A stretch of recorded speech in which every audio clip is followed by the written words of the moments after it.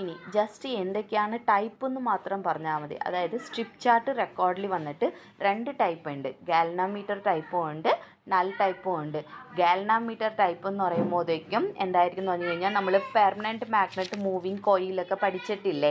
അതിനകത്ത് എന്താകും, ഒരു പെർമനൻറ്റ് മാഗ്നറ്റ് ഉണ്ടാകും, അതിൻ്റെ ഇടയിൽ കോയിൽ ഉണ്ടാകും, മൂവിങ് കോയിൽ. കറണ്ട് അപ്ലൈ ചെയ്യുന്നത് വെച്ചിട്ട് ആ കോയിൽ മൂവ്മെൻറ്റ് ആകും. ആ കോയിലിൻ്റെ മേലിൽ വന്നിട്ട് ഒരു പോയിൻ്റർ ഉണ്ടാകും എന്ന് പറഞ്ഞില്ലായിരുന്നോ?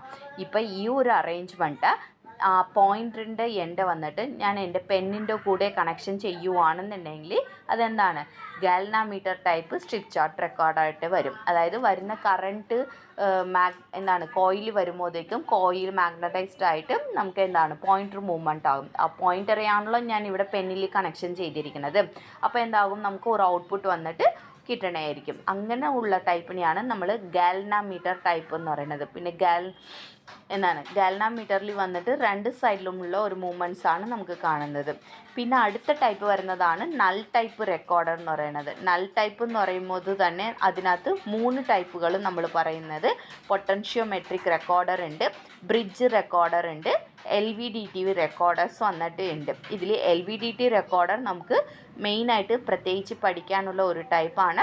അത് നമ്മൾ എടുത്തു പറയണം. പിന്നെ നൾ ടൈപ്പ് റെക്കോർഡറിൻ്റെ പ്രിൻസിപ്പൽ എങ്ങനെയായിരിക്കും എന്ന് പറഞ്ഞു കഴിഞ്ഞാൽ നമുക്കറിയാം, എന്താണ് നൾ കണ്ടീഷൻസ് വരുന്ന വിധത്തിൽ അല്ലേ?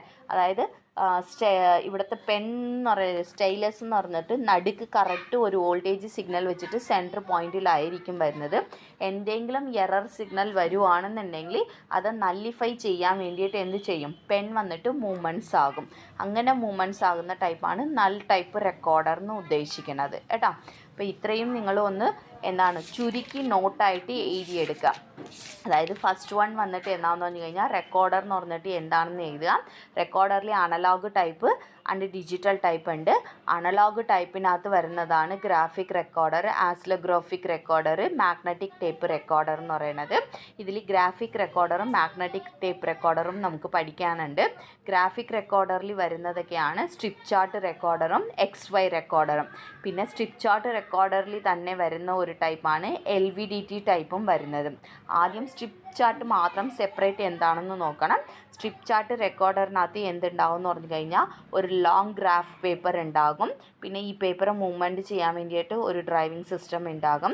പിന്നെ ഒരു സ്റ്റൈലസ് ഉണ്ടാകും. സ്റ്റൈലസ് എന്ന് ഉദ്ദേശിക്കുന്നത് പെന്നാണ്.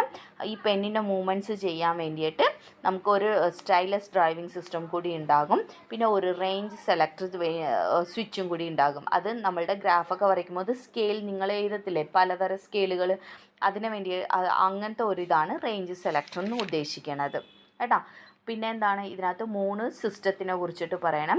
പേപ്പർ ഡ്രൈവിംഗ് സിസ്റ്റം ഉണ്ട്, മാർക്കിംഗ് മെക്കാനിസം ഉണ്ട്, ട്രേസിംഗ് സിസ്റ്റം ഉണ്ട്. പേപ്പർ ഡ്രൈവിംഗ് സിസ്റ്റം എന്ന് പറയുന്നത് എന്താണെന്ന് വെച്ച് കഴിഞ്ഞാൽ പേപ്പർ വന്നിട്ട് മൂവ്മെൻറ്റ് ചെയ്യാൻ വേണ്ടിയിട്ട്, അതായത് യൂണിഫോം സ്പീഡിൽ മൂവ്മെൻറ്റ് ചെയ്യാൻ വേണ്ടിയിട്ട് യൂസ് ചെയ്യുന്നതാണ് പേപ്പർ ഡ്രൈവിംഗ് സിസ്റ്റം എന്ന് പറയാം. അടുത്തത് മാർക്കിംഗ് മെക്കാനിസം എന്ന് പറയുന്നത്, അതായത് പേന കൊണ്ട് പേപ്പറിൽ മാർക്ക് ചെയ്യുന്നത് പല ടൈപ്പിൽ നമുക്ക് ചെയ്യാൻ പറ്റും. അതായത് 5-6 ടൈപ്പിൽ ചെയ്യാൻ പറ്റും. അതായത് ഇങ്ക് ഫിൽ ചെയ്തിട്ട് നമ്മൾ സാധാരണയായിട്ട് പേനയിൽ മഷി ഫിൽ ചെയ്തിട്ട് എന്താണ് എഴുതൂലേ, അതേപോലെ തന്നെ. അതായത് ഇതിനകത്ത് ഒരു ഇങ്ക് റിസർവയർ ഉണ്ടാകും.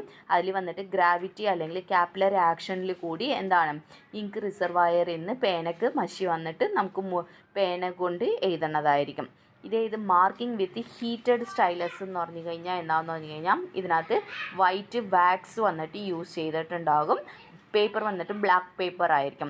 അപ്പോൾ വാക്സ് വന്നിട്ട് ചൂടാക്കുന്നതനുസരിച്ചിട്ട് എന്താവും എന്ന് പറഞ്ഞു കഴിഞ്ഞാൽ എന്താണ് ആ ബ്ലാക്ക് പേപ്പറിൻ്റെ മേലിൽ ആ വാക്സ് ഒഴുകിയിട്ട് നമുക്ക് റെക്കോർഡിംഗ് ആയിട്ട് നടക്കണമായിരിക്കും. ചോപ്പർ ബാർ ടൈപ്പ് എന്ന് പറഞ്ഞു കഴിഞ്ഞാൽ നമ്മൾ യൂസ് ചെയ്യുന്ന പേപ്പർ വന്നിട്ട് പ്രഷർ സെൻസിറ്റീവ് ആയിട്ടുള്ള ഒരു പേപ്പർ ആയിരിക്കും. അപ്പം നമ്മളുടെ പേന എന്ത് ചെയ്യുമെന്ന് പറഞ്ഞു കഴിഞ്ഞാൽ പേനയുടെ പോയിന്റിൽ വന്നിട്ട് V ഷേപ്പിലുള്ള പോയിൻ്റർ ആയിരിക്കും. അപ്പോൾ വരുന്ന പേപ്പറിനകത്ത് എന്ത് ചെയ്യുന്നു കഴിഞ്ഞാൽ ഇൻഫർമേഷൻ അനുസരിച്ചിട്ട് പ്രസ്സിങ് ചെയ്യുന്നതായിരിക്കും. ആ പ്രഷറൈസ്ഡ് ചെയ്യുമ്പോഴേക്കും നമുക്കൊരു റെക്കോർഡിംഗ് വന്നിട്ട് നടക്കണമായിരിക്കും. ഇലക്ട്രിക് സ്റ്റൈലസ് മാർക്കിംഗ് എന്ന് ഉദ്ദേശിക്കുന്നത് എന്താണെന്ന് പറഞ്ഞു കഴിഞ്ഞാൽ നമ്മളുടെ പേപ്പർ മൂവ്മെൻറ്റ് എന്ന് പറയുന്നത് എന്താണ് കറണ്ട് സെൻസിറ്റീവ് ആയിരിക്കും. അപ്പോൾ അതിന് വേണ്ടിയിട്ട് പേപ്പർ വന്നിട്ട് കറണ്ട് സെൻസിറ്റീവ് ആയിട്ടുള്ള ഒരു പേപ്പർ ആയിരിക്കണം. ഇലക്ട്രോസ്റ്റാറ്റിക് സ്റ്റൈലസ് എന്ന് പറയുമ്പോഴേക്കും അതിനകത്ത് വോൾട്ടേജ് പ്രൊഡ്യൂസ് ആകുന്നത് വെച്ചിട്ടായിരിക്കും നമുക്ക് എന്താണ് പേപ്പറിൽ വന്നിട്ട് റെക്കോർഡിങ് ചെയ്യുന്നത്. അപ്പോൾ അതിൽ സെൻസിറ്റീവ് പേപ്പറായിട്ട് നമ്മൾ യൂസ് ചെയ്യണം.